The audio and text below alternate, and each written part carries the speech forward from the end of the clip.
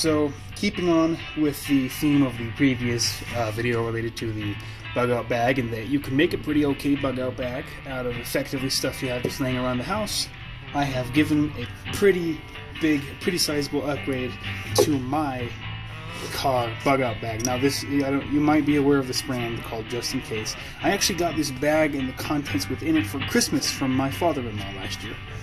And it contained within it some jumper cables, and a bunch of other stuff, but I basically just took the jumper cables out and forgot about it. However, the stuff that came with this bag has added very much to my bug-out bag, and I've basically just made this bag into my bug-out bag. So my wife actually organized and packed this for me, so I'm going to have to be very careful. I'm going to show you what's new. So first you have an emergency poncho, which is just for rain, protecting oneself from rain. It's still very helpful because you never know when you're out there just kind of doing whatever it is that you do, that you're going to be stranded in some pretty nasty weather. We have 3 very cheap lighters I got from the dollar store, but that all work fine. Just to help add to the whole thing, we have a headlamp. That was really cool because I was looking for one and wondering about one. Haven't really taken a look at the brand, but it seems to work okay, so I can't complain about that. This didn't come from the Just In Case, but I found it laying around. This is yet another flashlight that's dedicated solely to just being a flashlight. It needs more batteries, but there's that as well. I have a pair of gloves that fit me. They got some grips on them. Never know when you might need something like that. We have that from my previous version of the bug-out bag. But this is in my mind, one of the more important things, and that is this great big woolen blanket that has a lot of the stuff rolled up within it. So this blanket's really cool. It's actually fairly sizable. I can't really get the whole thing in the shot, but here we have that old lint, all the medicine, a slightly beefier and better organized first aid kit, and that moleskin. I don't think she. We got the pen for that notebook, that same old parachute cord. The light just turned off, and that's about that for that. So that's really cool. Again, this is just sitting there in the back, and I'd remembered that it was there. We have a slightly better organized bag of this kind of stuff. Some of the garbage bags that I had, she rolled up and put in the very bottom of this bag, so it's just kind of hanging out there. So let me turn this light on. So that's a little bit better organized, takes up some less space, and we have some hand sanitizer as well, because you never ever know if I feel like a lot of times, a lot of people kind of seem to maybe forget or try to disregard how important hygiene is. We're not talking about having a necessarily clean-shaven face and super shiny skin, but you want to keep your hands clean because they're what you use to eat.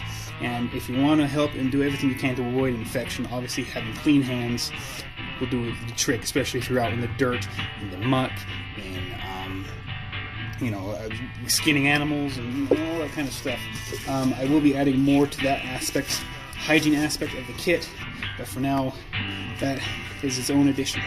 We also have, this is the same little Altoids mint, has a little thing of matches in here as well, but I had, if you remember from the previous video, 2 things of matches. The wife decided to just kind of rip all those out and put them in here, so they're all together, and that's really cool.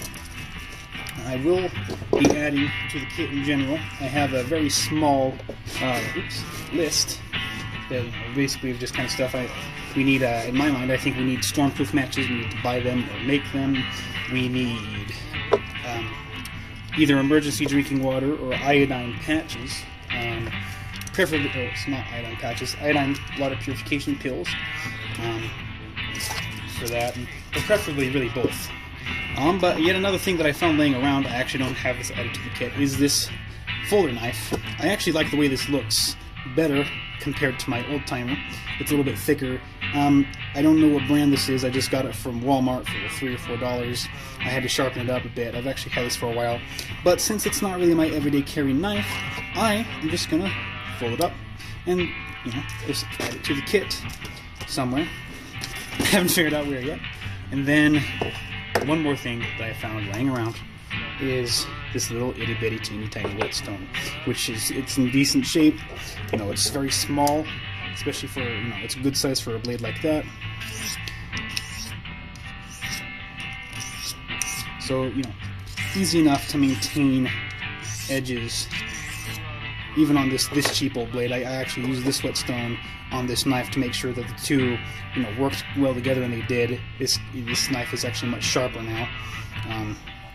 So I thought I'd give you all a really quick update on what's kind of going on in the realm of Bugout, my new Bugout bag. But then again, just because I found all this new stuff, again, just laying around in my house, in my car, didn't have to buy anything new quite yet. I did buy those lighters from the dollar store, so they cost me 99 cents.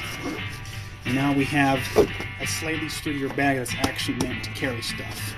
And it doesn't have any pouches, it's not really waterproof. But this bag was designed, it's much better shape than the one I had previously. But if I ever expand my kit into something that won't fit inside this case, because it's still kind of small, but that other kind of cylindrical pouch I got from the hospital has a belt buckle on its strap, so I can just clip it over if I ever wanted to put some stuff in there. And then I have two of them put together.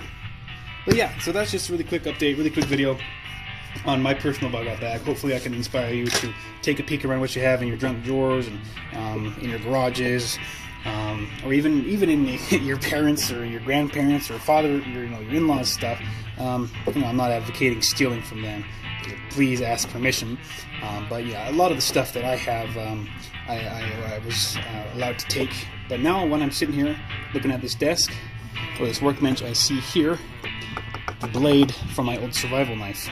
Really cheap piece of junk that my dad got for me for $7.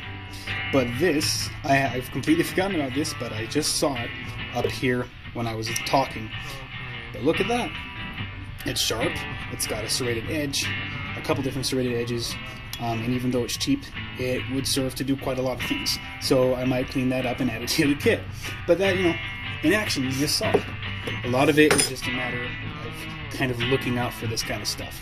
And the mere act of simply keeping an eye out for the stuff that you're not really using around, that you think maybe you can just add to a kit, might help you out and your family quite a lot. So that's why I think it's really worth putting into effort to do this for yourself and for myself, and also to make these short little videos on it, because that way, if I can inspire people to just keep an eye out at even the dollar store and just kind of around just stuff that's laying around, and simply throw it all together, add it into a kit, then you very well might save someone's life in the future. But hopefully it doesn't come to that. While I'm talking, I will mention that I have a couple of other of these videos planned. In general, I wanted to make a video similar to this one, discussing my individual blacksmithing tools and how much they cost, where I got them, and how you can find them on your own. But until I put that video together and edit it and upload it, this is Mr. Anomalous, signing off.